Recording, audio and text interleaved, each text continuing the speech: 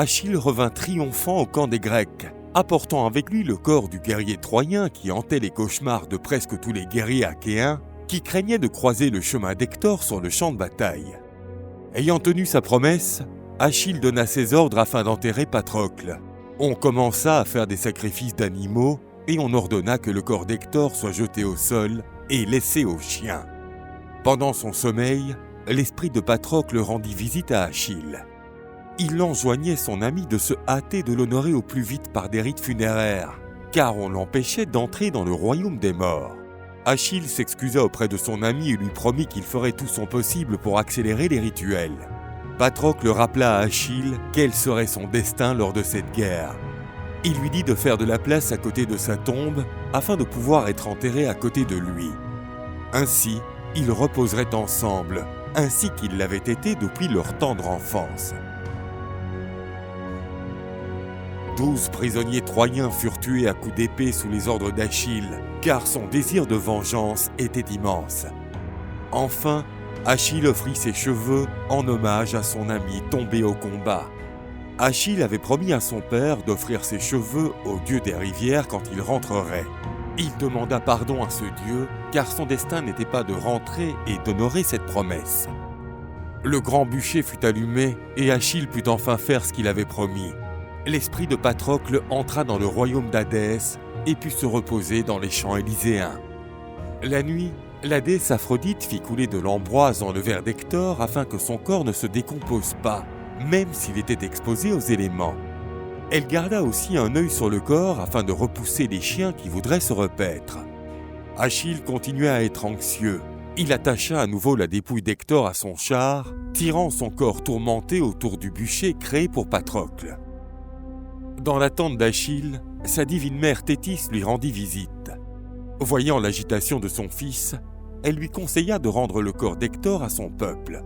Les dieux n'étaient pas satisfaits de la façon dont le fils de Pélée avait traité le corps d'un guerrier aussi honorable. Achille lui répondit que si c'était la volonté des dieux, alors il autoriserait à ce que l'on rende son corps.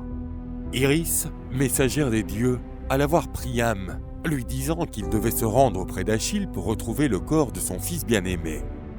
Il ne devait pas s'inquiéter, car les dieux le protégeraient.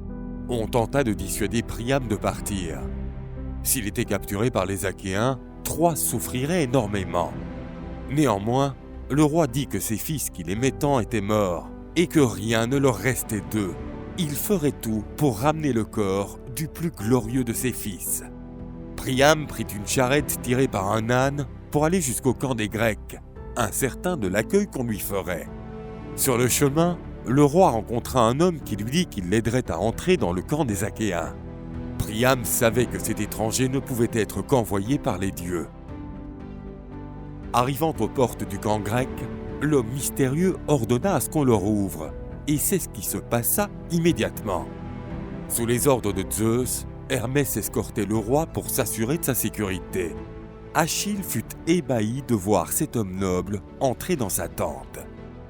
En signe d'humilité, Priam s'agenouilla auprès de l'homme qui avait pris la vie de presque tous ses fils. Il demanda à Achille de se souvenir de Pelée, son vieux père, qui était probablement aussi vieux que lui. Il lui dit que lui aussi, il espérait le retour de son fils, ou du moins de son corps. Il lui dit qu'il avait perdu plus de 50 fils, mais qu'il ne pourrait trouver le repos sans le corps de son fils, le seul qui était digne de défendre la ville. C'est pour cela qu'il avait apporté avec lui une rançon généreuse. Touché par le discours du roi, Achille l'invita à se relever. Il dit que ses souffrances devaient être grandes pour avoir le courage de faire face au plus terrible des guerriers grecs, et qu'un cœur de fer devait battre dans sa poitrine. Achille lui dit qu'il lui rendrait le corps d'Hector à son père. Il avait fait cette promesse à sa divine mère, et il la tiendrait. Soulagé après tant d'inquiétude, le roi put enfin trouver le repos.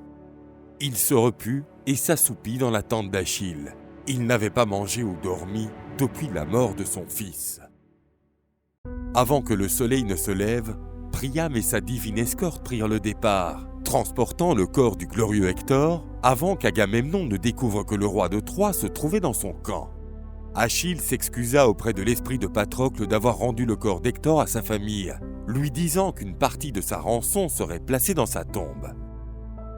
Priam se dirigea vers Troie avec la promesse d'un cessez-le-feu de 11 jours afin de s'assurer que toutes les préparations nécessaires puissent être faites pour les funérailles du plus courageux de tous les Troyens. Les Troyens se réjouirent et pleurèrent, observant le dieu qui transportait le corps du prince de Troie. Grâce aux soins apportés par Aphrodite, le corps d'Hector était parfaitement préservé et il semblait dormir sereinement.